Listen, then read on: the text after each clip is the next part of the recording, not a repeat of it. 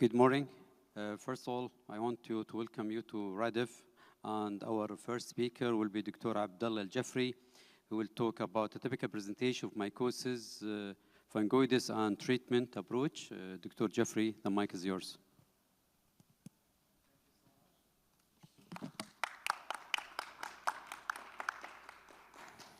Thank you so much.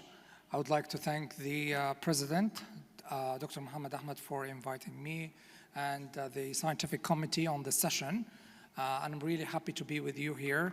I think mycosis fungoides was my biggest fear as a dermatology resident, and it's still a fear for many dermatologists because it's really difficult to reach the diagnosis. Multiple pieces of puzzles to put them together to find the diagnosis, and then to structure a treatment plan for each patient is another challenge. So hopefully during this presentation, I will try my best to make it easy for you guys to hopefully understand it. So I don't have any conflict of interest related to this presentation, and I have a couple of pictures from my complex mid-derm clinic where I see a couple of patients with CTCL that I will be sharing. So in general, you guys know that the CTCL comes from the lymphocytes, and in terms of lymphocytes, we have systemic lymphoma and cutaneous lymphoma. The systemic is most commonly B cells, while the skin is commonly T cells. And in terms of the cells in the skin, the most common, as we mentioned, is T cells. That is the primary and accounts for 75 to 80%. So we see patients in the clinic with a suspicion of cutaneous T-cell lymphoma. What we do for them? We take history. What we ask about the history? If you have a patient you suspected CTCL, what would you ask? So we'd ask about their exposures, previous treatment. You will hear that this patient been suffering from this rash for many years, getting topical steroids with improvement, but they always tend to come back. So there is definitely a delay in the diagnosis in most of the patients. I know that the derm residents are here, and we typically in the clinic, we don't palpate lymph nodes, but we should if we have a question of CTCL. Biopsy, I will discuss a couple of tips how we biopsy a patient with CTCL, and then in terms of lab, we do a complete blood count, chemistry, liver profile, and also LDH, because it can correlate with the severity. We know that patients with melanoma, LDH, high LDH correlates with that, and then we do blood flow cytometry. TCR, of course, we do it from the skin, node, and blood, and then we have flow cytometry. Do we need to do flow cytometry for all patients? That's another question. And then radiology. In Saudi Arabia, I see a lot of patients referred with one patch of CTCL and being already have PET CT scan, CT, chest, abdomen, pelvic. Do you think this is necessary?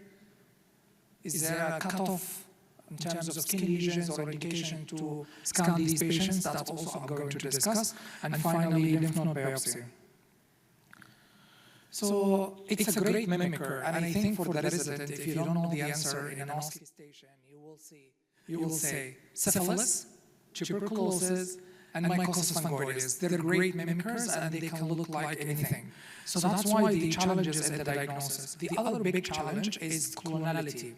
So if we have one cell, a big family from one cell, it's likely to be a cancer. But we have clonal dermatosis, like Oman residents. Excellent, good job. Excellent, good job. So we have like lichenoid usually dermatosis, pigmented purberic dermatosis. They're usually having positive clone. Does that mean it's a cancer? No, it's an inflammatory disease with positive clone. So we mentioned history. We are trying to look for a trigger. We think there is something that stimulates T cells. So in Saudi Arabia, we've done a large epidemiological studies to see if there is anything that chronically stimulates the skin. Were these patients exposed to military training or exposed to heavy pesticide or insecticides? That's why they're getting these, or coming from one area next to a factory. There is something related to the environment that touches their skin and triggers CTCL. We talked about the past medical drugs as well. We know that the medications that suppresses immune system, such as TNF-alpha, can actually increase the risk of lymphoma. So let's go over a couple of cases from my clinic. So first, in general, as we mentioned in the exam, we assess the morphology of the lesions. Do we have patch, plaques, or we have nodules? And then the body surface area. The M-SWAT, we only do it for studies, so don't worry about it, just the body surface area.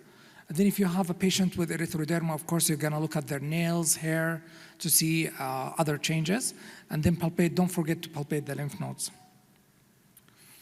So these patients have the scaly erythematous rash in the buttock area. Of course, the first thing that will come to the mind of a family physician or even a dermatologist is what? Fungal infection, excellent. So they will be treated with topical miconazole, no improvement. If they're getting a treatment of a combined topical steroids with antifungal, then they may improve. But at the same time, I see patients referred to my complex mid-derm clinic with a question of CDCL. But what kind of rash here do we have? We see advancing borders. So that goes more with actually tinea. And that's why mycosis fungoides, it's al-fitr al-fitrani, nothing related to cancer. The name describes something that looks like fungal infection. And this is with oral itraconazole, the patient completely cleared. 30% of patients with CTCL, they can present with erythroderma to begin with. And in dermatology, we have madahib. We have two different schools. We have a school that says, okay, the patient starts with patch, plaques, nodules, then progresses to become erythrodermic, mycosis fungoides. That's erythrodermic or a leukemic MF. Versus if the patient starts with erythroderma from the beginning, that's a scissory, and they're completely different entity. Like MF doesn't progress into scissory. And I tend to be from that school where I don't believe MF progresses to scissory. So these patients, what you will see on morphology, the waxy palmoplantar keratoderma, they have scaly hair loss. What's the most common cause of death in these patients? Excellent, good job. The team who won today, they're on fire. So infection. You know, the skin barrier, of course. So you have to be careful with these patients if they develop fever, sepsis, leukocytosis. I think it's actually all the patients I've seen died from CTCL where the cause of death was actually infection. So I give them doxycycline if I see a lot of breakage in their skin. Hypopigmented MF tend to be common in our Middle Eastern area. When we have nodules, the skin is very fragile. It can ulcerate, and that also can increase the risk of infection. Lesions are more condensed in body folds, area that are more protected from the sun. When you see CTCL on the face, it's a bad one. Exactly like when you see a psoriasis or atopic dermatitis on photo area. It's actually did not respond to the sunlight, so it will give you a difficult time in the clinic.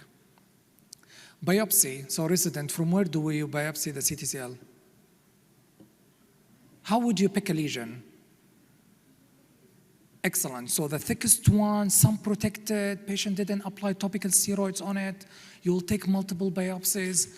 So be careful about these minor things that actually will increase the high yield for the skin biopsy. And then in terms of changes, of course, we see the epidermotropism. That's an early thing. We see typically in patch and plaques. We don't really see it in erythroderma. That's why the most important test in erythrodermic patient is what? Excellent, flow cytometry. Good job. So do you guys understand clonality? So what's clone? Clone means one type of cells is multiplying. If you have clonal, it's likely to be malignancy, but we said we have clonal dermatosis, such as lichenoid disease. But if we have polyclonal, different families, it's inflammatory. So the test will be negative, positive clonal, or positive polyclonal. So if it's polyclonal, you will think about inflammatory. If it is clonal, think about your clonal dermatosis plus CTCL. In the flow, we look for increased CD4 and CD3, CD4-CD8 ratio, loss of CD7 and CD26. So let's talk about the skin-directed therapies. Topical steroids we give a lot, and we give high potency. We can also do injection, the bleach bath to deplete the stuff from the skin, retinoids, topicals, immunotherapy, radiotherapy, and phototherapy. And then we have systemic treatments such as acitretin, oral isotretinoin, methotrexate. What's the mnemonic I told you about scissory? Do you guys remember? Mr. Bad. So Mr. is M for mogamulizumab, R for romidepsin, BAD brentuximab, A for alemtuzumab, and then D for difileucin, difitoxin. These are all treatment options for Sézary syndrome. So in terms of bleach bath, I think you guys have heard about it from atopic dermatitis. It depletes the stuff on the skin, so it reduces the itch. Patients with CTCL and Sézary, they tend to have more IgE and itch. So stuff also contributes to the itch. So we tell the patient to fill a full top with a quarter of household bleach and stay in it for like 10 minutes. Also, we have supportive care for itch. I think the best treatment for itch in patients with CTCL or Sézary would be gabapentin, in my experience. It's the best one that relieves their itch. Topical steroids, it's very effective with a great cure rate of 60%.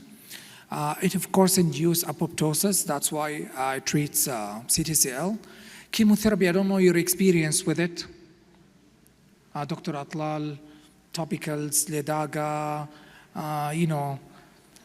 any experience with it. It's actually a great option. However, it's not widely available and it causes irritation to the patients. So we can apply it on a larger area.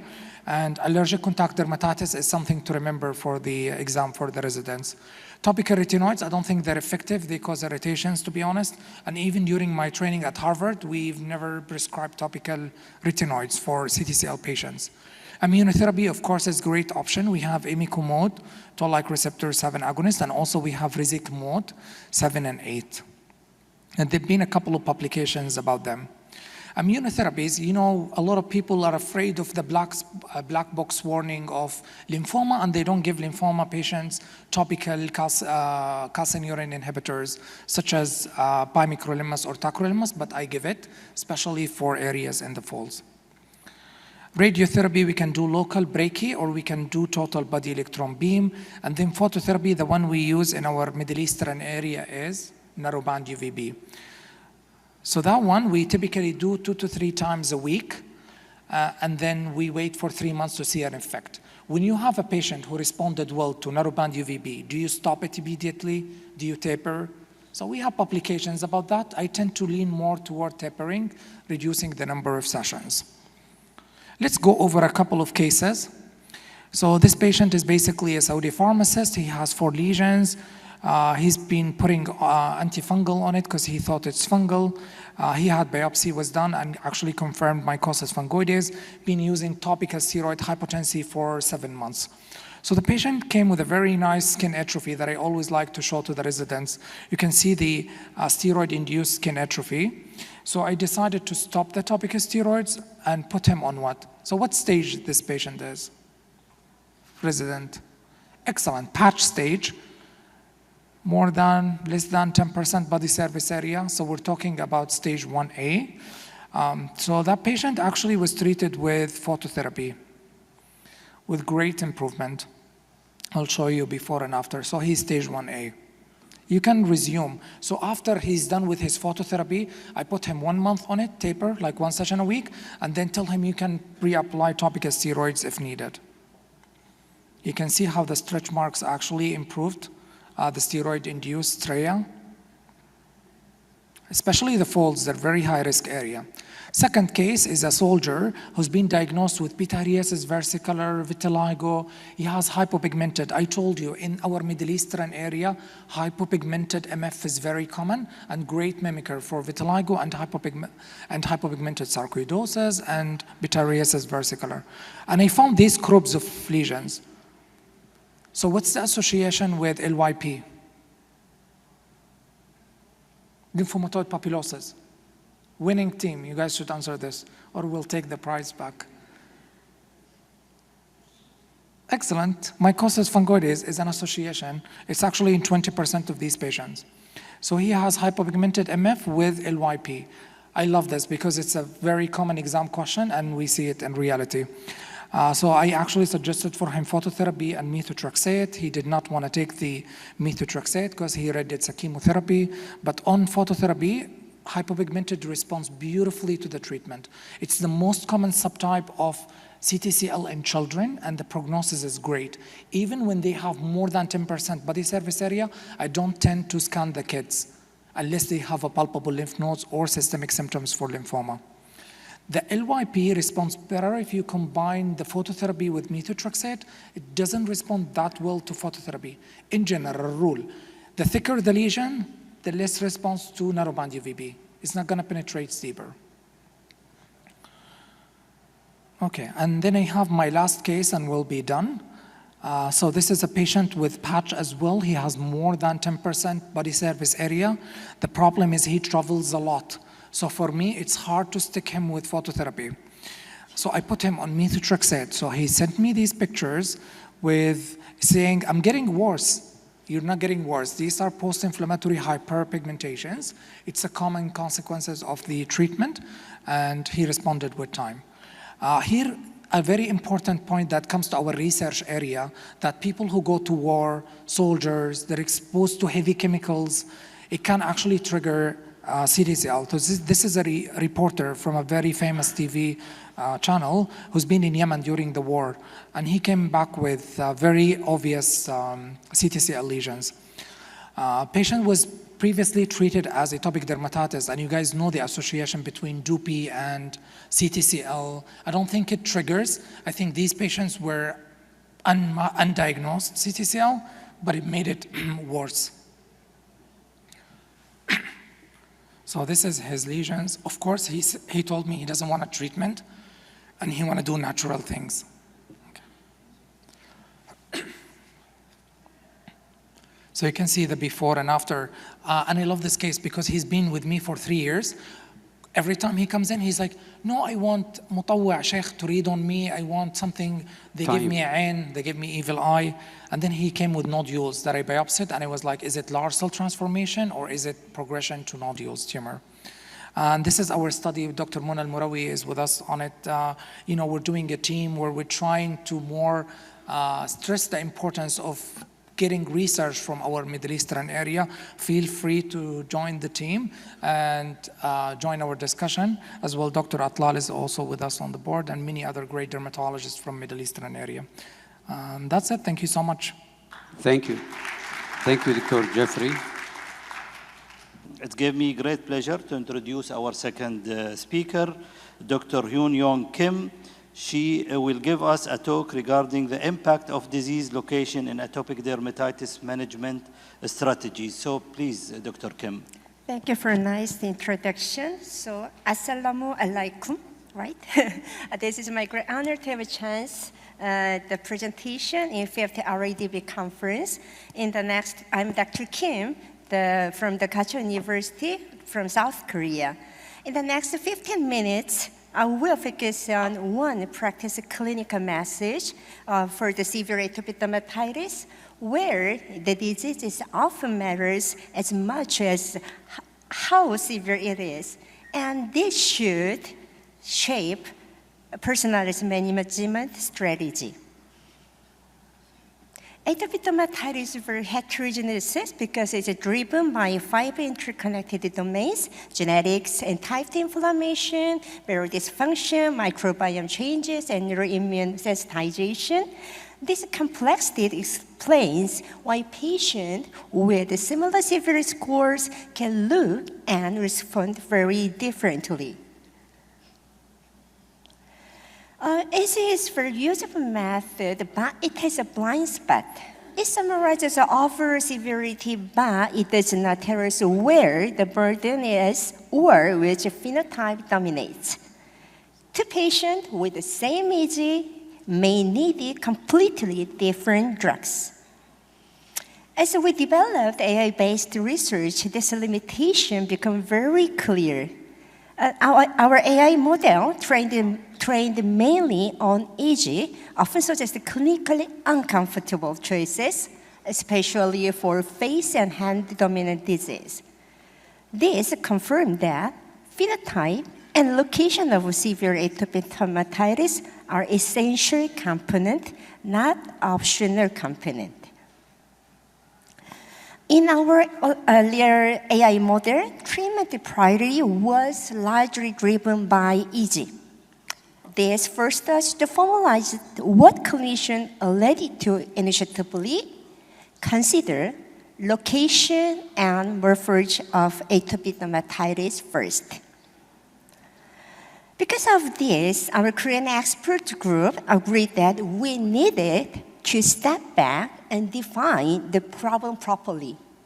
We asked a simple question: what do clinicians actually use to decide the optimal treatment beyond EZ? Through the Delphi process with experienced Korean dermatologists, we systematically identified which clinical features truly matter, especially location-dominant and morphology-driven patterns. Importantly, this is not only a Korean issue. As shown here, international real-world studies, such as the Italian core study, also demonstrate the phenotype affects treatment response patterns, particularly in early phases. For example, this study showed that early response to tralokinumab showed a significant itch improvement difference exists. For example, like a classical and lichen phenotype has a superior effect than the generalized inflammatory ones. This confirmed that the challenge of moving beyond the severe score is a global concern and shared the clinicians worldwide. This slide summarizes our specific approach. We designed an AI, artificial intelligence system that first understands where and how the disease is present, and then prioritizes therapy using structured clinical logic. Rather than replacing clinician, the goal is to translate expert reasoning into reproducible, scalable framework. Here, AI is used to simulate treatment response probability by phenotype and location. However, we emphasize that AI does not replace clinical judgment, safety factor, patient preference, and real-world constraints must always be considered by the physician. Before a fully validated AI system is available, we currently rely on a structured clinical decision framework. By consciously assess the dominant location, morphology, and safety context, the clinician can already reduce trial and error. The framework also serves as a clinical backbone for AI development. From here, I will present the real clinical cases. There are the phenotype-driven, not AI-selected. They show how focusing on location and dominant clinical expression already improved outcomes in daily practice. After selecting, the classification can be the first is hand and neck dermatitis. Second, the phenotype can be the atopic hand eczema. The last case can be the lichenification and prurigo ones. From now on, I will show the real-world cases which has been experienced in Korea. This is the first case. This is, the representative head and neck dermatitis. He is a 32-year-old man, and the erythema and inflammation are observed in the forehead, the periorbital area, and cheeks. Region remained is pictured around the eyebrow and neck skin with uneven skin turnover. This case is a representative case who has a high risk of Dupuytren-associated head and neck dermatitis. Of course, we can see there distant erythema, scaling, pigmentation. It remained on neck and clavicular area. This is a sign of skin barrier damage are observed. Because we based on the clinical signs and the side effects risk, we conclude that the optimal treatment choice for this patient will be the interleukin-13 inhibitor, so we choose the tralokinumab for this patient. After treatment of this one, you can see the right drug phenotype location can show the very great result because we focus on tralokinumab is the optimal choice for this head and neck dermatitis high-risk group, and then the region is just located face and head and neck dermatitis case. This is second case because the women, at first, she responded well to the JAK inhibitor, UPA, so we are very happy. But after 1 year, because sudden accident happened, UPA no longer responded to her because the skin region, especially on the face and neck, is aggravated. So she's very unhappy because of the treatment failure. But we choose the switching from the UPA to the tralokinumab. As I told you, head and neck dermatitis case, the optimal treatment choice is tralokinumab. So we continue the tralokinumab usage. Finally, you can see the very excellent result after 16 weeks. So this second type is atopic hand eczema case, but we are very lucky. We just remain the expected next lecture that my colleague, Dr. Jiyeon Jung from Korea, she will present the chronic hand eczema 1, so I will skip the hand eczema phenotype 1. The last represent the case lichenification and prurigo type, because lichenification must be related to the interleukin-13 story. This patient, the next case, that this patient showed the generalized lichenified plaque involving the face, trunk, arm, and the back. Interestingly, each intestine was only moderate, but the visual texture burden and cosmetic distress were significant. The primary treatment goal was therefore texture and barrier improvement rather than rapid itch suppression alone. So, of course, we selected tralokinumab. As you can see, thick rough plaque on the flank and arm, shoulder, and chest and back progressively desquamated, followed by the smoother skin with a pink regenerated appearance indicating barrier recovery. This case demonstrates that corrective phenotype-based drug selection can resolve chronic lichenification, not just reduce inflammation. This patient has severe atopic dermatitis and initially treated with dupilumab with good control of inflammation, is improved around 8, but the patient remained dissatisfied, mainly due to the persistent rough, thick skin texture. Believing there was a little for improvement, the patient self-discontinued treatment and later returned with worsening disease. At this point, the patient's primary goal was clear, smoother skin, not just lower itchy. Based on this phenotype and patient expectation, we selected tralokinumab. After treatment with the tralokinumab, the change in skin texture was striking. As shown here, the face improved from a dull, rough surface to visible, smoother, more even skin, almost returning to a smooth, healthy, baby-like skin appearance. This case highlights that in lichenified phenotype, patient recovery as much inflammation control as selecting therapy according can significantly improve satisfaction. This is the last case. This is prurigo dominant without the head and neck dermatitis. This is correction is predominant. In this case, the proper drug must be dupilumab because he has a high risk of JAK inhibitor with the CK elevation. We selected dupilumab for this case. So the prurigo excretion prominent type and diffuse erythema noted at baseline. Then after dupilumab treatment, we can see reduced excretion, erythema, and improved skin appearance. This summarizes the comparing targeted therapy for the biologics and gene inhibitors and different phenotypes. And this is decision matrix for clinicians, and then phenotype translate directly into strategy we can. Interleukin-13 focused therapy fits fibrotic lichenified disease, while JAK inhibitors are prioritized when rapid neural edge control is required. This is where clinical reason become computable, phenotype, location, safety risk, and urgency were weighted along AI to rank, not replace clinician judgment. In conclusion, atopic dermatitis management must evolve from treating general severe score to treating the specific phenotype and location.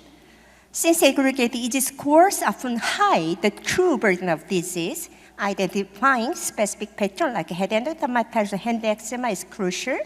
The strategy is to match drugs mechanism to the pathomechanism. For example, prioritizing IL-13 inhibitor for better restoration in lichenified skin, or JAK inhibitor for rapid relief of pruritus. Ultimately, integrating this phenotype inside the AI-driven decision-making reduces trial and error and optimize patient outcomes. This is a true cartoon, the paradigm shift in atopic dermatitis beyond the easy location and phenotype. This is our research direction. So after 1 or 2 years, we can show the very smart AI system for just the CDSS for severe atopic dermatitis. This is in the final slide. I want to advertise our conference because we will prepare the 33rd KSID, Korean Society of Investigative Dermatology annual meeting. This is the first ISID APEC meeting. So you are very lucky. In this time, do you know the BTS? Yeah. The BTS World Tour will start at the same day. So please come Korea and enjoy this scientific friendship and also enjoy the Korean culture. And this will be held on the Westin Seoul Partners, this is Gangnam. And then, and also, this is really the final slide because Dubai is familiar to Korean people because Dubai chocolate is the most famous factor in the Korean people. But in these days, Korean women and the girls invented a very nice Dubai-style treats. We call it Dujonku. It's the perfect harmony with chewy dough and the crispy kadafi. So if you come to Korea, please enjoy this Dubai-style treats, the Korean invention. This last slide, shukran jazilan, right? Thank you for your attention. Thank you. Thank you, Dr. Kim, for sharing your experience. Actually, I have one question for you. So do you think this current eczema score give us a good indication for the hard-to-treat area? I mean, as you mentioned, the face, the hands. Do you only see easy score to check these patients, or you have an add-on, or what do you do in your practice? Of course, the guideline and easy can give us the insight. The patient is suitable for the the 3 biologics and 6 JAK inhibitor, but finer tuning is needed because the patient is a severe AD, but they have the different phenotype. Even though same AG, the one patient has a very highly affected of hand and neck dermatitis, and because the other lesion is a severe one. In that case, the IL-13 is the higher candidate for the treatment one. The other case, because their whole age is over 23, but you can see the very excoriation sign and the very erythematous sign, and without any lichenification and the thickened skin. This case, the dupilumab is another priority the candidate. So the patient is higher over 30, but he suffers from severe itching or pruritus because he cannot endure this high-intensity pruritus. The JAK inhibitor can be the consideration. So the easy can be that the inclusion, this patient with the systemic expansive drip. And then the other phenotype and location and then the morphology can decide what is the best drug for the severe atopic dermatitis. Thank you for your answer. It's our pleasure to move forward to our third speaker, Dr. Enzo Ricciti. She will talk about the update in dermoscopy, how to use the dermoscopy for common inflammatory dermatosis. Dr. Enzo, the floor is yours. Thank you very much. Hi, friends. Hi, Mohammed. Thank you very much for the invitation. Nisha, I cannot see her. But it's always a pleasure to come in Dubai. It's my second home. Okay. It's our pleasure to have you with us today. Thank you very much. So I've been asked to discuss about the news in dermoscopy. There is something new. First of all, when we talk about inflammoscopy, we know that there are some dermatoses, let's say, which are more studied, okay? And they have more specific features. In your opinion, which is the dermatosis which has the most specific features? In Europe, when I ask this question, they say psoriasis. Okay, psoriasis. Okay, great. Yeah, like inflammatory or lichen planus. Okay, these are the two common ones having, let's say, specific features. But here we have two images, okay? Both of them displays, this crossing white lines. But actually, just one of these is lichen planus. It's the one on the left, okay? This is lichen planus. On the right, we have crossing white lines, but it's just scar. It's a scar due to nodular scabies, okay?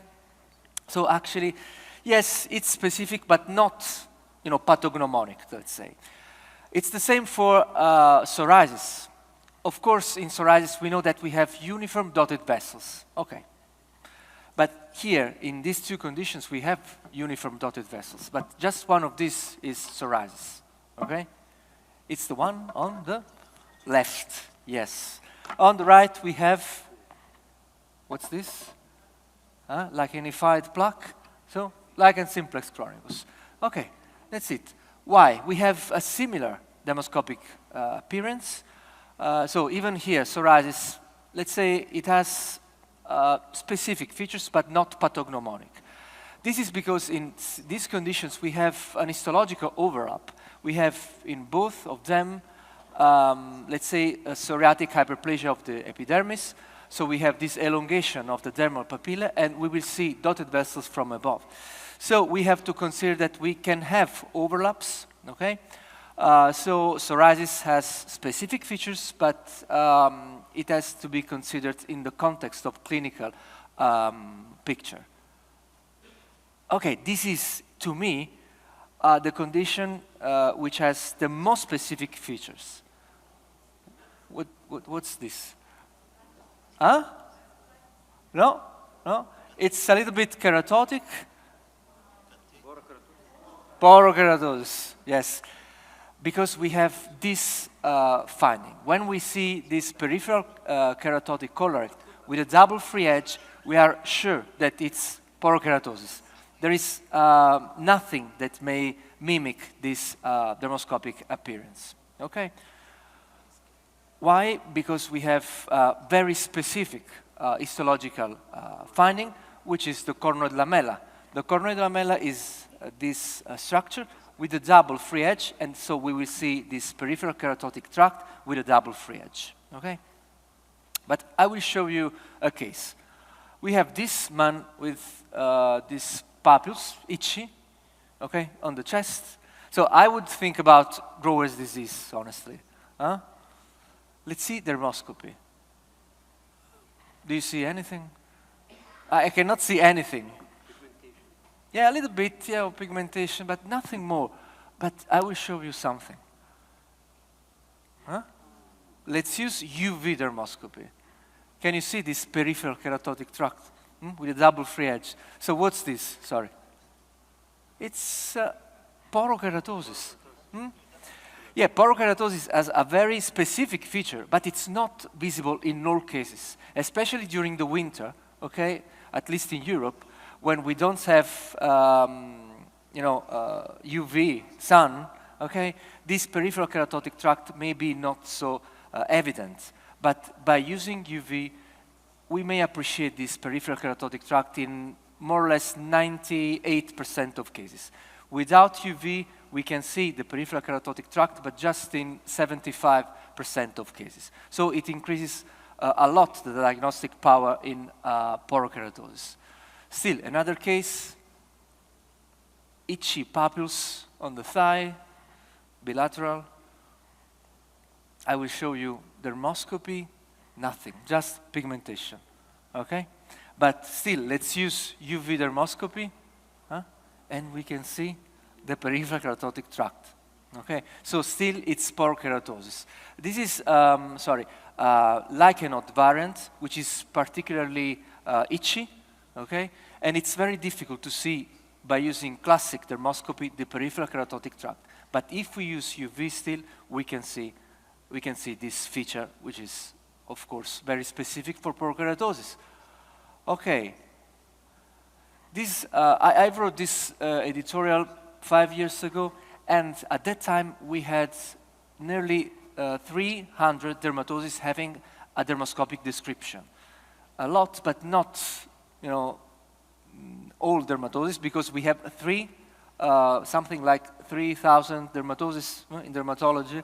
So just 10%, okay? We have a lot to discover, but honestly, most of these conditions, let's say, have just unspecific features. So, okay, we can publish, but it's not, useful in clinical practice.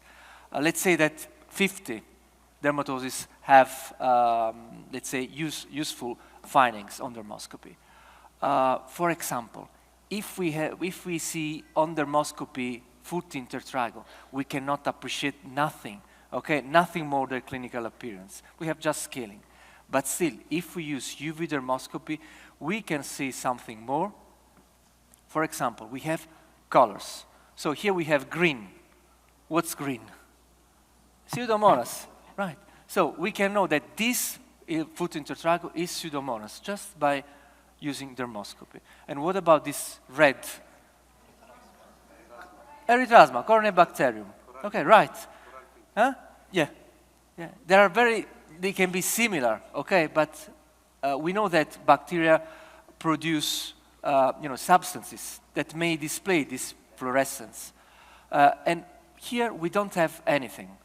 When we don't have anything, it's tinea pedis, okay? Because tinea pedis is usually due to trichophyton that does not display any fluorescence, okay? So, just by using UV dermoscopy, we can do a very quick diagnosis without, the need of cultures. Okay, of course, erythrasma, red, pitted keratolysis, still due to Corynebacterium, red. Okay, so now tinea capitis. We know how to do the diagnosis of tinea capitis on dermoscopy. Now we know the findings. We have C and S-shaped hairs. We have bent hairs. We have the corkscrew hairs. But the point is not the diagnosis here, okay? I treated this patient with grisofulvin for 6 weeks, and after 3 months, this was the result, okay? I think pretty much good, okay? So I stopped the treatment because on dermoscopy, there was just a little bit of scaling, but I didn't see any dystrophic hair, okay? And according also to the literature, when we don't see dystrophic hairs, we can consider the patient has healed, okay? Has healed. Perfect. Okay, so, okay, fine, no dystrophic hair, but after 3 months, the patient came back to me, okay, with this patch. So now, what's that? Honestly, I don't know. We have just a little bit of broken hairs, but not real dystrophic hairs. So I don't know if, she scratched a little bit the scalp, but then I used still UV. And I don't know if it's visible here, yeah, a little bit, but here it's much more visible. We have this green color, okay? And green means that we still have the infection, okay? This case was due to microsporum, and microsporum produces green fluorescence, okay? So, actually, UV dermoscopy in tinea capitis may be very helpful, especially in very early stages in which we don't see dystrophic hairs, okay? But also in the follow-up, because we may have, just scaling, not dystrophic hair, but the infection may still be present, okay? It's not like, the literature said. So if you use UV dermoscopy, of course, it's much... So, sorry? Time is wrong. Time is... 5 minutes, okay. Then, another thing I would like to discuss, which is the duration of the treatment in tinea capitis. Let's say 4, 8 weeks, okay? It depends. So, which one would you treat more, longer? The left or the right? Right, I would say right too, okay? Because it's much more, yeah, I got it. Much more extensive, yeah, okay? But actually, the answer is the left one. But why? because the left one is due to microsporum.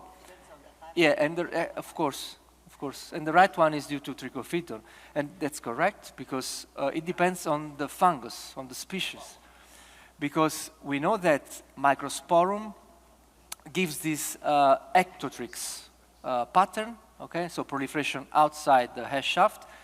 Trichophyton usually gives the endotrix pattern, okay? So we know that when the fungus proliferates outside, it's more difficult for the medication, the drug, to reach the hair shaft, and so the fungus, if we give the medication, of course, orally, and of course, it's also more contagious if the proliferation is outside the hair shaft. So we should do a longer treatment if we have ectotrix pattern of infection. So is it possible to differentiate these two species on dermoscopy? Lydia Rudnica published this systemic review. She said, yes, we can distinguish, because in trichophyton infections, we see corkscrew hair. On the other hand, in microsporum, we don't see this corkscrew hair. Okay, perfect. These are the corkscrew hair, and usually in microsporum, we have this bent hair and Morse code-like hairs. But I showed you that this case was due to microsporum, and we also had corkscrew hair. So honestly, it's not possible by using classic dermoscopy. 2 minutes, okay. So there may be an overlap, okay, on classic dermoscopy. But if we use UV dermoscopy, as I showed you before, we can see green when we have microsporum and no fluorescence when we have trichophyton, okay? So now I have to rush because it's a little bit late. I would like to show you that sometimes, you know, we have some difficulties in differentiating viable nits from non-viable nits in pediculosis of the hair. Usually when we don't have the cup, okay, and when we have white inside the eggs, it means that they are not viable. Okay, but sometimes it's very difficult to see, you know, if it's brown or there is a little bit of white inside, and if we have the cups. But if we use still UV dermoscopy, we can see, you know, the parasite inside the egg. And if the fluorescence is diffuse in the egg, well, it means that it's viable. Okay. If the fluorescence is not uniform inside the egg, it means that it's not viable. So still UV dermoscopy may be very helpful also in pediculosis. Okay, and then scabies. We know how to do the diagnosis of scabies. We have our friend here presenting like a triangle, okay, which correspond to the anterior part of the mite, and we have the burrow. In skin of color, usually we don't see the mite, we have to rely on the burrow, okay? But sometimes it's still difficult to see the burrow, okay? For example, here, do you think it's a burrow here? I don't know. But if we use, you know, UV dermoscopy, the burrow is much more visible, okay? Another case here we can see, of course, clearly the burrows and the triangles. But if we use UV dermoscopy, we can also see the eggs, okay, which has these roundish green structures. I've done. Okay, last slide. It's difficult to differentiate scarring from non-scarring alopecias on clinical ground, but also sometimes on dermoscopy, classic dermoscopy, okay? But if we use still UV dermoscopy, we can see that in scarring alopecia, we have more bright white areas, and it's easy to differentiate because the white areas are different among each other in terms of brightness, okay? This means that we have fibrosis. So I've done, these are a couple of free access papers on UV dermoscopy. I think it's very helpful, very, very helpful. But you know, if you cannot find it helpful, we can also have some other uses, okay? We can write cryptic messages. This is my football team, okay? And that's it, okay? Thank you very much. Thank you. Thank Sorry you, for the Professor delay. Enzo. There will be a question, I think, from the audience. Please, can you just view the questions on the screen? Until it comes, the questions, I will have or it is here. Any specific ultraviolet dermoscopy for tinea corporis or chloris, please, to answer? Yes, it depends on, let's say, on the species. If we have microsporum, we still see green fluorescence. If it's trichophyton, we don't have any clue. So we have to rely on classic dermoscopy in, to make the diagnosis. I think in tinea, UV dermoscopy, it's more helpful to differentiate between the species, okay? On classic dermoscopy, you can see broken hairs. In tinea corporis, you can see perifollicular scaling, especially in the center. The main clues in tinea corporis are in the center. We don't have to look at the periphery, but the center. We have broken hairs and perifollicular scaling. I have another question. If there is no any questions, this is the only one? Okay. My question is, if we are starting the patient with the terbinafine for all these types of the dermatophytosis or tinea, so we are cutting that the resistance will be less, but still we are facing a lot of resistance actually in our tinea capitis or tinea cruris or corporis. So we have a lot of resistance. So I think that shifting to the new medications for as an antifungal now it could be helpful. But using dermoscopy, it will not give us a promise actually, but it will give us a clue, but not a promise. Yeah, I agree. Of course, we have a lot of resistance also in Europe, but for example, we have more resistance for trichophyton infections, so maybe UV dermoscopy may be helpful just to, to guide you in choosing the treatment, because, for example, we have more sensitivity for some species, and, if we use UV dermoscopy, we can, choose guiding the correct treatment. But, of course, we have a lot of resistance. If you allow me, Mr. Chairman, that just the last questions. That for how long we will wait from dermoscopy to the biopsy for the patients for porokeratosis cases? So because, usually we cannot wait, and we have to do the biopsy to give a definite diagnosis. So, we have a clue of dermoscopy the beginning. Yeah. It's one part of the examination, let's say, we are taking the history of the history and the examination. So you will go directly to the biopsy, or you will wait, or you will treat? Honestly, when it comes to porokeratosis, I don't do biopsy because it's very pathognomonic. When we see the peripheral keratotic tract, it's pathognomonic. But anyway, if we are not sure, we can do the biopsy, and we can also guide the biopsy because we can take the correct piece. This is valid also for any inflammatory conditions. If we need biopsy, of course we can do it. Just like and a guide. It's a guide. The correct piece to take. Yeah. Thank you. Thank you. Thank you, Enzo. So next speaker will be Christian Sadiq, and this lecture will be Zoom meeting. He will talk expanding the horizon with Dupilumab, my experience with the use of bullous pemphigoid. Dr. Christian, please, the mic is yours. Hello, good afternoon. I would have loved to be with you today in Dubai. I had planned my traveling, but due to emergency, I had to cancel this. So I'm very grateful that we can at least meet today online. So over the next 15 minutes, I'll walk you through why Dupilumab is changing how we treat bullous pemphigoid, combining trial data, real-world experience, and a short case from my practice. So to start, just a quick reminder. Pemphigoid diseases are autoimmune blistering disorders that target proteins at the dermal-epidermal junction.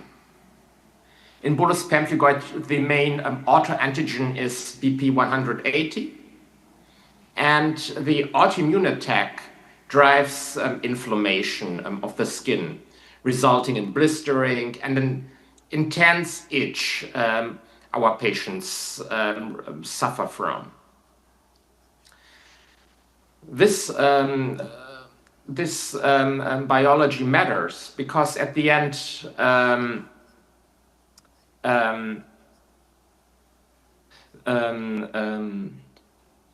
the disease is a chronic, remitting, relapsing disease. So our patients usually need a broad immunosuppression to control a flare of bullous pemphigoid. And for this, we have a broad toolbox of different therapies. So usually we have super potent topical corticosteroids, and we have systemic corticosteroids, both as a base therapy, and often we add steroid-sparing agents.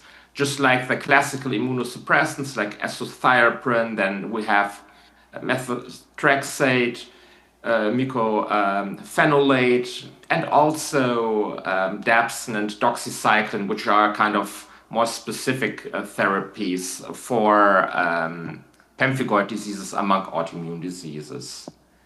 And for refractory disease, we sometimes use rituximab, we use intravenous immunoglobulins and immunoabsorption. But still, the problem is that many BP patients are elderly with multiple comorbidities, so tolerability and safety limits our options at the end of what to use from this long list of potential therapies. And despite all those options also, we have a high relapse rate among pemphigoid diseases, so roughly 30 to 50% relapse within a year. And BP carries a really marked increased one-year mortality compared with matched controls. So we even believe that part of this increased mortality are side effects of our immunosuppressive therapy. So this all illustrates that at the end, we need new, more specific therapies to treat bullous pemphigoid. And when we look into the pathogenesis of bullous pemphigoid, what is unique for bullous pemphigoid among the autoimmune diseases is that it shows a strong Th2 signature. So the Th2 cytokines, IL-4 and IL-13, drive eosinophil recruitment into the skin. They drive an IgE response, and they are also probably responsible for this intractable pruritus our patients have. This all provides a strong pharmacological rationale to block IL-4 and IL-13 to treat bullous pemphigoid. And if we can blunt that type 2 inflammation, we expect less itch, fewer new lesions, and potentially also faster healing of erosions. Dupilumab is the first drug blocking the IL-4 receptor chain alpha, and thus it inhibits signaling of both IL-4 and IL-13. And importantly, it's not broadly immunosuppressive like classical immunosuppressants. And that profile is altogether very attractive, especially for those older patients like our bullous pemphigoid patients, often suffering from cardiac or cerebrovascular comorbidities, and who are therefore, in principle, poor candidates for conventional immunosuppression. The evidence really we have that dupilumab might work in bullous pemphigoid still mainly comes from case reports and retrospective studies. But based on that, the ERDV guidelines were changed in 2022 already to add dupilumab as a potential therapeutic in resistant cases of bullous pemphigoid. But still, we are waiting for data from a randomized clinical trial really proving effectivity of dupilumab in bullous pemphigoid. So there are multiple observational reports on the effect of dupilumab in BP published.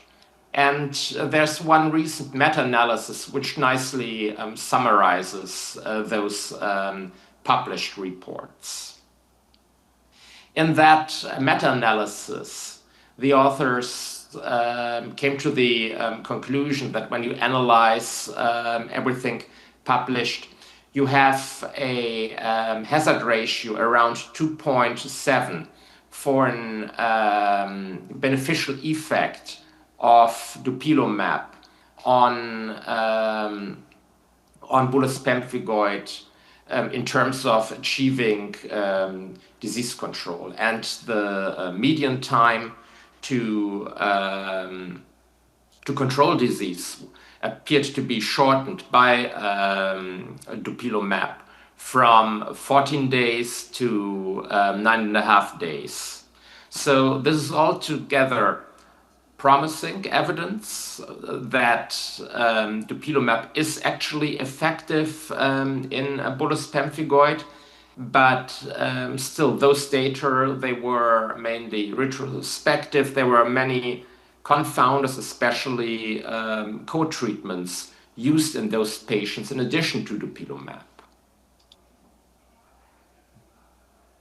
And we are still waiting for results from a randomized clinical trial. And this pivotal clinical trial is supposedly Sanofi's Liberty BP ADAPT study. The Liberty BP ADAPT study was a phase 2-3 clinical trial, double-blinded, placebo-controlled, and it included 106 adults with moderate to severe BP. The patients received dupilumab, 300 milligram every 2 weeks, after a loading dose plus standard corticosteroids. So still, also in the study, dupilumab wasn't examined alone. And the control group received placebo plus steroids. The primary endpoint of the study was sustained disease remission at week 36, and treatment continued still until week 52. Unfortunately, the trial results haven't been published in peer-reviewed journals. So at the moment, we still need to solely rely on the press releases from Sanofi to know what was the outcome of the study. The press releases reported a sustained remission at week 36, which occurred in about 20% of patients on dupilumab, versus roughly only in 4% of patients on placebo. A larger share of patients on dupilumab achieved major reductions in disease severity. That was in 41% of patients the case versus 10% of patients on placebo. And itch responses and steroid-sparing metrics in that study also apparently favored dupilumab. So in short, according to the press release, the trial showed that both symptoms were reduced by dupilumab and we had a steroid reduction. There were also some safety signals in the study, apparently. So summaries reported ocular events such as conjunctivitis and keratitis, blurred vision, arthralgia, and herpes infections. Overall, adverse events rates appear to be similar to the control groups in the material released so far. But, for example, the full per event percentages of those adverse events haven't been published yet, so we don't know. But based on the trial results, which were completely shown to the FDA already approved dupilumab for the use in BP in the United States on June 20th, 2025. Approval from other regulatory bodies, including the EMEA, is still in process. So in Europe, including in Germany, dupilumab still isn't approved for use in BP. Apart from this randomized trial, there has recently also been a real-world study, which also supported at the end beneficial effects of dupilumab in BP in routine practice. So this was a large ambidextrous Spanish cohort, including 103 patients with a median age of 77.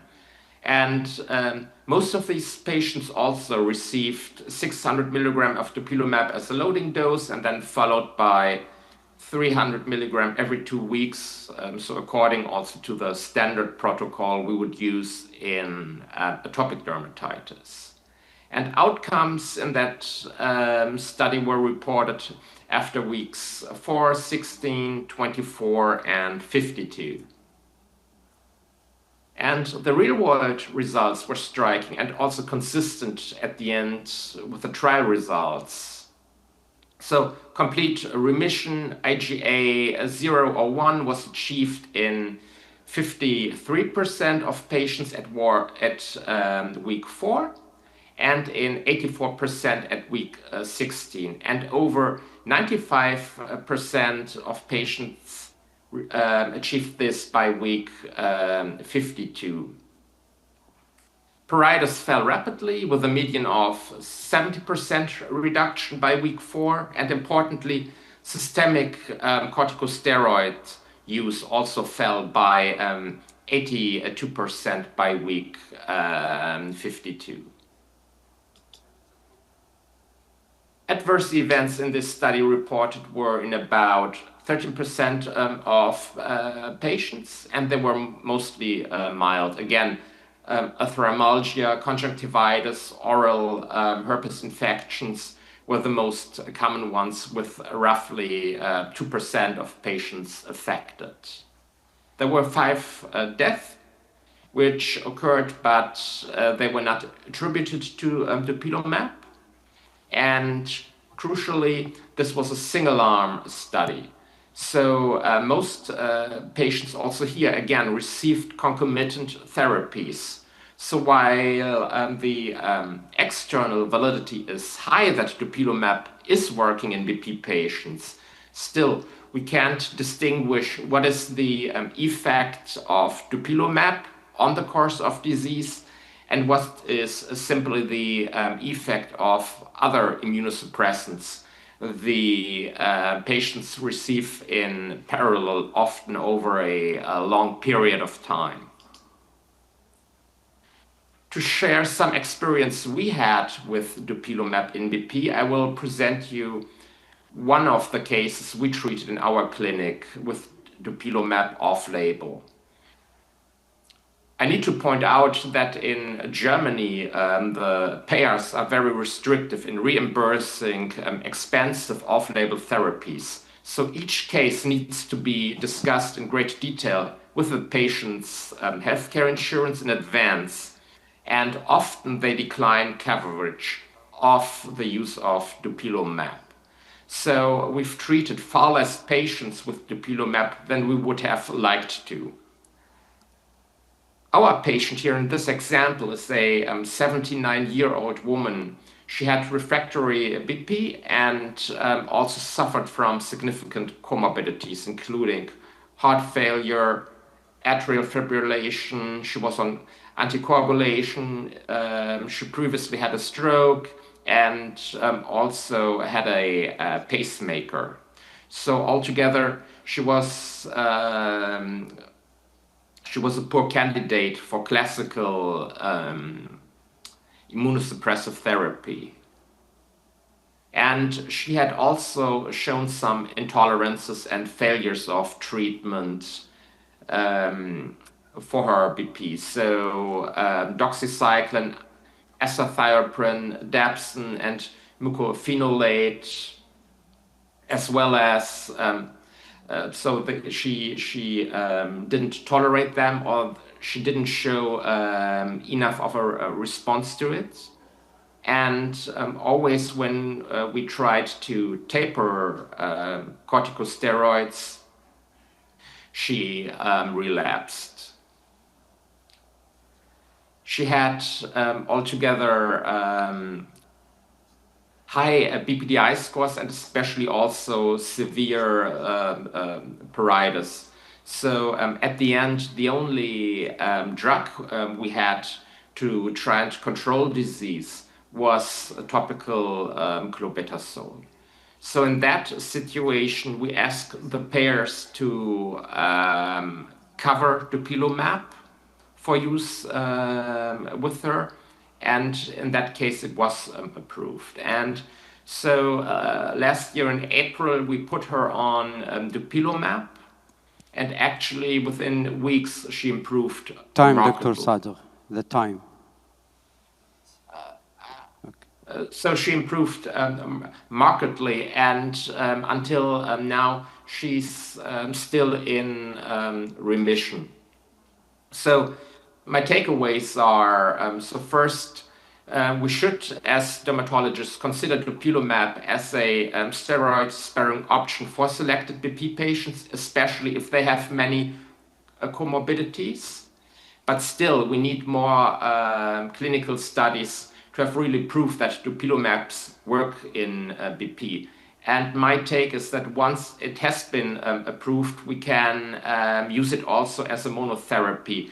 And we have evidence that dupilumab is more effective even than the randomized clinical trial showed, where the patients were on a high dose of corticosteroids. And one thought is also that IL-13 inhibition may be more safe and the most important part of the effect of dupilumab. And I think that lebrikizumab and tralokinumab as specific IL-13 inhibitors may one day become a standard of care in bullous pemphigoid. And with that, I thank you for your attention. I look forward to your questions. Thank you, Dr. Christian. So now go to the last speaker.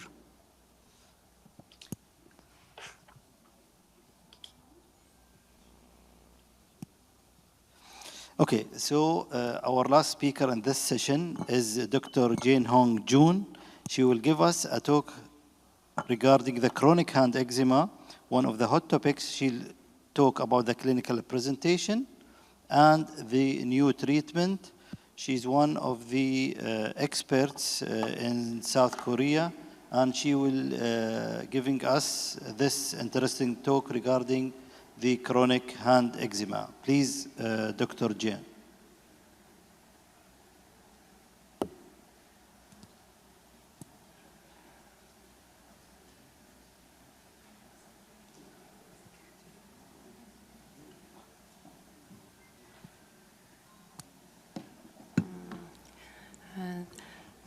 Thank you for the introduction. I'm quite thankful to the Dr. Ahmed, the conference chair and chairs here, and all the committee members for having me here and giving me a chance to talk. So I work in the South Korea, in Korea University, Korea Hospital, and my talk will cover the chronic hand eczema, clinical presentation, and new treatment. Yeah, this is my COI. And we all know that the chronic hand eczema, when we see the patient with a hand lesion, we can diagnose it. But actually, there's no specific diagnostic criteria. The chronic hand eczema is quite hard to define since it has very substantial variation in clinical features and in clinical courses. So there are challenges that describing the incidence and prevalence of the hand eczema, but it has strong tendency of chronification and is considered one of the most common chronic skin diseases. So it says that there is a 1-year prevalence of chronic hand eczema is 10%, and there definitely shows female predominance, and up to 2/3 of hand dermatitis patients progresses to chronic disease. And the proportion of the mild to severe chronic hand eczema is about 20 to 30%. And there are up to 30% of people with chronic hand eczema also have food eczema. So this is a figure that is on the Lancet paper in 2024. It shows the risk factors for chronic hand eczema, and there's several risk factors. There are more, but these are just samples, and they shows that degree of the risk factors affect differently on patients' chronic hand eczema. So when we subdivide the chronic eczema, we can do according to the etiologic subtypes. So there are irritant contact eczema, allergic contact eczema, and atopic type, and also the mixed form. And also we can subdivide the chronic hand eczema according to the morphological subtypes. So there are vesicular type, hyperkeratotic type, and nummular, and fingertip dermatitis. And there also we had to distinguish other, common skin disease which happen due with the skin lesions on hands. So there are like psoriasis, tinea malum, and pustulosis keratoderma. So chronic hand eczema is quite multifactorial and overlapping disease, which just shows polymorphologies. So all these things can impact on our patient quality of life and work productivity. So the chronic hand eczema can be defined as the symptoms should be more than 3 months, and there are at least 2 relapses per year after initial occurrence, and complete clearance between the relapses. The longer the eczema persists, the disease presents with crust, lichenification, hyperkeratosis, scaling, and fissures. The most common symptom in all kinds of chronic hand eczema is pruritus, in addition to burning, stinging, and pain. So the most common manifestation sites of chronic hand eczema are the palm sites, especially in atopic chronic hand eczema, and the interdigital spaces. The clinical picture can vary over time, even in a single patient, despite the etiology remain the same. The higher the disease area extension, the more like the prognosis is gonna be worse. So if you take a look at this photo, all symptoms are different, but these all skin diseases are classified into chronic hand eczema. So this is some summary of the chronic hand eczema clinical manifestation. So let's go over to the treatment. We should treat the disease, depends on severity, etiology, morphology, location, comorbidities, and also the causal exogenous factors, such as allergen and irritant. There's a little treatment guideline here, but it is not that sophisticated as the guideline for atopic dermatitis and psoriasis. The chronic hand eczema guideline is such a thing that shows us what kind of drug we have and what we can do in other than the medical treatment. So let's go over to the new treatment. So the first thing is dagocertinib. And I know that several countries have already approved the dagocertinib used for the chronic hand eczema. It is cream type and it's pan-JAK inhibitors. And pan-JAK means a lot for the chronic hand dermatitis patient, because actually the pathophysiology underlying the chronic hand eczema is very complex. So when we think about allergic contact chronic eczema type, when someone is really allergic to metals, that person might have some increased inflammatory substance from the Th1 or Th17 types. But somebody have some allergic to rubber and fragrance, then the inflammatory profile is more like type 2 and type 22. So pan-JAK inhibitors can modulate Th1, 2, 17, and 22 immune responses. So dagocertinib have been approved for moderate to severe chronic hand eczema in adults now. So it's supposed to be applied twice daily. This is the clinical trials. So it was the first published. Delta 1 and Delta 2 is actually identical, but the proportion is a little bit different. But anyway, the Delta 1 shows that 20% of the patients who were on dagocertinib cream shows 20% of the response rate. And in Delta 2, the rate goes up like 30%. And I think there's a Delta Force study, and I think it's a very brave study, because the company just shows that comparison between the oral medication and the topical medication. So they just compare the efficacy between the delgocitinib and oral alitretinoin. So this comparative study has been successfully completed, demonstrating that the superiority of the delgocitinib cream versus alitretinoin in terms of the response rate and in terms of the reduction of each NRS score. The next is the ruxolitinib cream. It is also JAK inhibitor, but it inhibits only JAK1 and JAK2. It's supposed to be cream, and it applied twice daily. And it has been approved for the atopic dermatitis, and sometimes it's used for other diseases such as vitiligo, psoriasis, and alopecia areata. But they said that the clinical three trials have been canceled due to the economic reasons. But the phase 2B clinical trial, as you see on the slide, it shows some efficacy over placebo anyway. And there are other drugs, but it is off-label treatment. Roflumilast cream is a PDE4 inhibitor. It has been approved for use in atopic dermatitis, but it still has some impact on chronic hand eczema, especially for the mild type.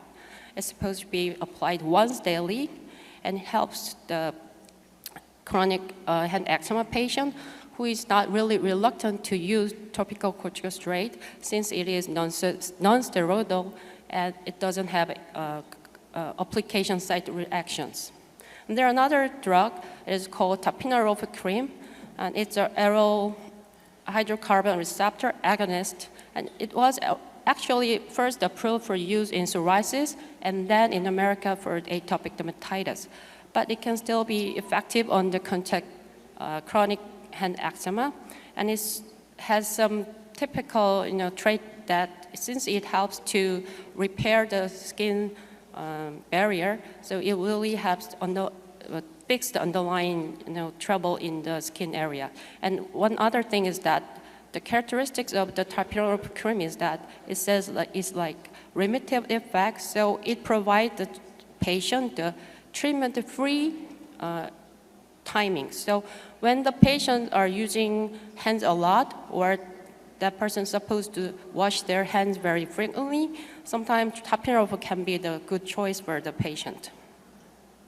Okay, let's move to the new treatment, systemic treatment. Guselkumab is an oral form, and it blocks the all pan-JAK inhibitors in addition to spleen tyrosine kinase. So it can also inhibit all the signaling like Th1, 2, 17, and 22. Since it's a JAK inhibitor, it shares the same toxicity profiles as the other systemic JAK inhibitors. So there was a clinical trial done, and it shows that guselkumab shows dose-dependent improvement in moderate to severe chronic hand eczema up to 16 weeks compared with the placebo in a phase 2B study. So there are other oral JAK inhibitors that is very familiar to us as upadacitinib. As we all know that it has some proven efficacy with underlying AD patients, and some people say that when topical falls short, oral JAK inhibitors offer a needed solution in chronic hand eczema. So there's some subset analysis that, we can see this thing in the effect of upadacitinib on atopic hand eczema in a patient with moderate to severe AD. So when we take a look at the graphs, the upper low shows that patient with the mild form, it means like lower than 17 hexi scores, and the bottom graph shows the patient with the moderate to severe chronic hand eczema who has the hex score over 17. So if the patient take the 30 milligram, they shows like it's almost like 80% of the patient responded and achieved the Hexi 75. And if someone takes a 15 milligram, the Hexi 75 was achieved by the 15 milligram for 70%. So there are another systemic drugs which is on the clinical trials. So lofulumilast, there's also cream form, but there's also another oral form as a selective PD inhibitor. They said that it's kind of promising because it really doesn't have that much complications, or doesn't really need to take the labs, like a follow labs. And they said that they are doing the clinical study going on. And there another PDE4 inhibitor is apremilast, and we have used that in other diseases, and 30 milligram twice daily for 3 months. And they said that it's specifically effective for the hyperkeratotic type. So maybe in future, we may have this medication as our hands. So the last medication, dupilumab. We already know that since many atopic patients who has chronic hand eczema benefited from this drug. So dupilumab have been shown that it normalizes filaggrin and loricrin expression, improving skin barrier function, the potential conferring efficacy in all chronic hand eczema subtypes. And it also significantly shows efficacy across various etiology, although the dupilumab may be more effective in hand dermatitis with atopic, irritant, and allergic hand eczema type. And it shows better efficacy for vascular type and less for the hyperkeratotic hand eczema. So when we need it, if someone has underlying atopic traits, we can use this dupilumab as an effective off-label treatment. So there are many different types and different manifestation and underlying causes for the patient. So it is really needed that we need to tailor and personalize treatment for the patient's chronic hand eczema. These are some possible suggestions of mine that when we see a very severe chronic hand eczema, the alitretinoin for hyperkeratotic and pulpitis type, and dagocetinib may be used for all subtypes, and dupilumab for the atopic and allergic type, and upadacitinib for the vascular or severe types. And this will be the last slide, and I just wanted to announce that you may heard that previously Dr. Kim said there will be another world meeting for KSID in Seoul, but we do have another meeting, very big meeting for the hair research meeting. It is in May, and I just want to welcome you all and show us how we are doing good, in Korea. So thank you for listening. Thank you. Thank you, Dr. John, for your informative talk and the new treatment in the chronic hand eczema. Actually, we have one question before we end this session.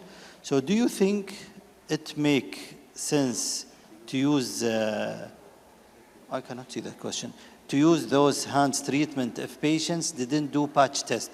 So usually, do you start with doing patch test to avoid the allergens before treating the chronic hand eczema?